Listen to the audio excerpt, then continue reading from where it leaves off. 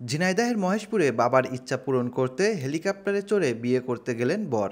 ব্যতিক্রমী এই বরযাত্রা দেখতে ভিড় জমিয়েছিলেন শত শত উৎসুক মানুষ।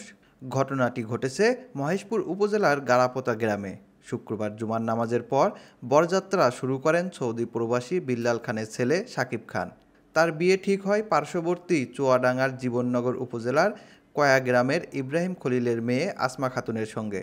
সাকিবের পরিবারের সদস্যরা জানান, তার বাবা বিল্লাল খানের দীর্ঘদিনের ইচ্ছা ছিল তার ছেলে যেন হেলিকপ্টারে চড়ে বিয়ে করতে যায়। বাবার সেই ইচ্ছাকে সম্মান জানাতে মাত্র 10 কিলোমিটার দূরের পথ পাড়ি দিতে হেলিকপ্টারে চড়ার সিদ্ধান্ত নেন সাকিব। শুক্রবার দুপুরে ভৈরবা শহীদুল ইসলাম ডিগ্রি কলেজ মাঠে হেলিকপ্টার অবতরণ করে। শব্দ শুনে মুহূর্তেই সেখানে ভিড় জমান এলাকার শত শত মানুষ। কিছুক্ষণ পর বর সাকিব খান গাড়িতে করে মাঠে আসেন।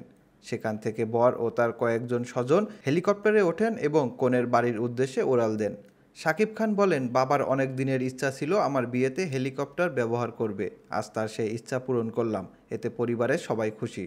ছোটখাটো আমার আব্বুর শখ ছিল যে আমার ছেলেকে আমি হেলিকপ্টার নিয়ে বিয়ে করাবো।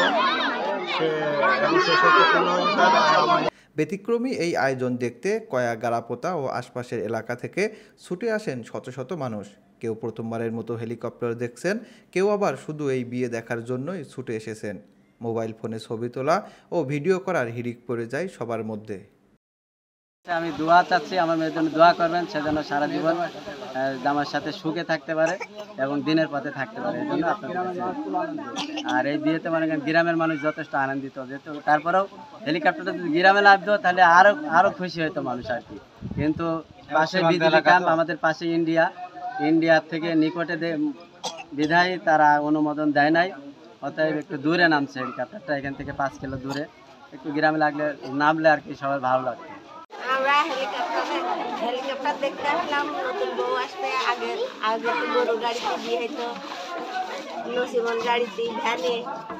এবার আমাদের গ্রামের প্রথমে হেলিকপ্টারে বিয়ে হচ্ছে, দেখতে আসলাম, ভালো লাগছে আমাদের।